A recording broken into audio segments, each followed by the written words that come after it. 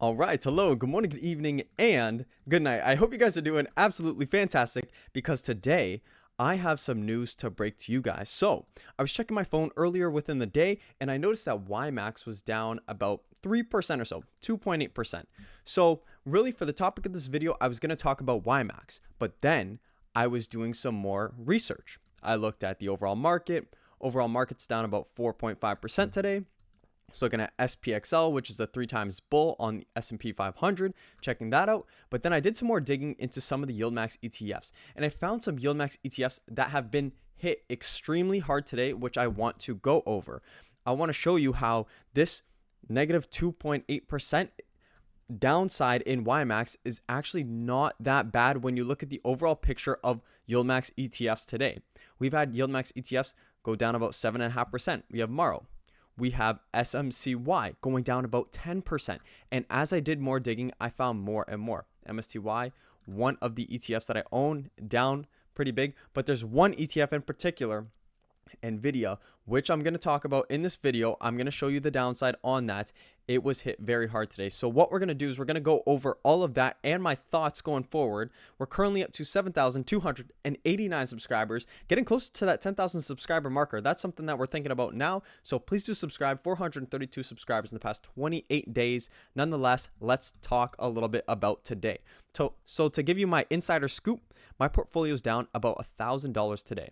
And you know what? There's going to be fluctuations within the market. As long as you're investing with money that you don't necessarily directly need now, there's no reason to panic. If you believe long term, the ETFs that you hold, the underlying companies and stocks that you hold are going to be greater in the future, then you should only see days like this as buying opportunities. And that's actually what I did. What I want to start off with today's video is showing you some buys that I did.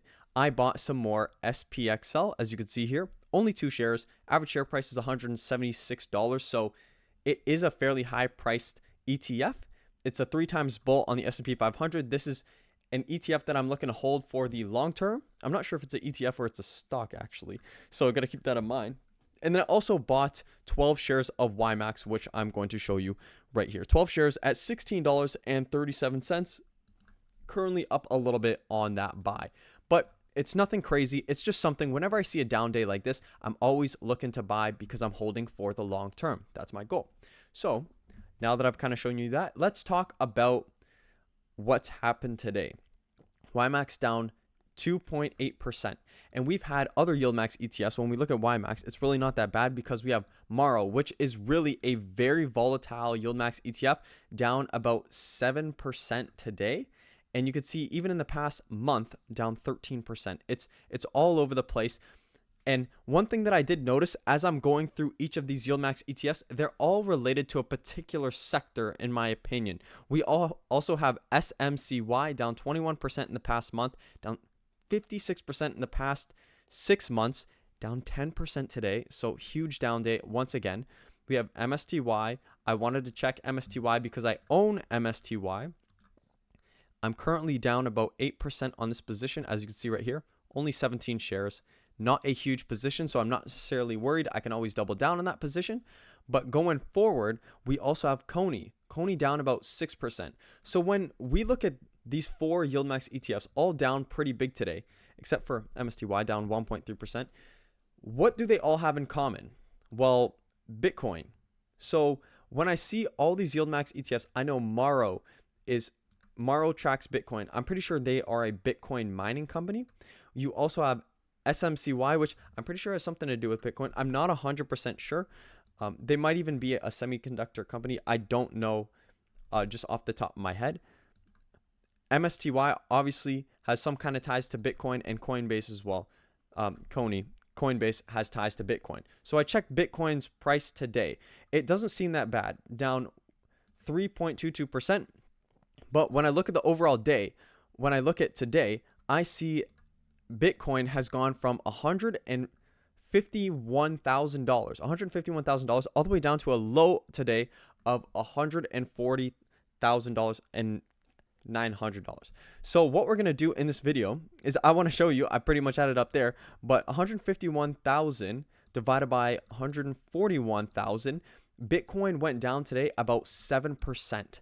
So that is a huge hit. And of course, when you're looking at all these Yieldmax ETFs that deal with Bitcoin, understand Bitcoin is extremely volatile. We've seen Bitcoin crash 50% in 2 days back in 2021.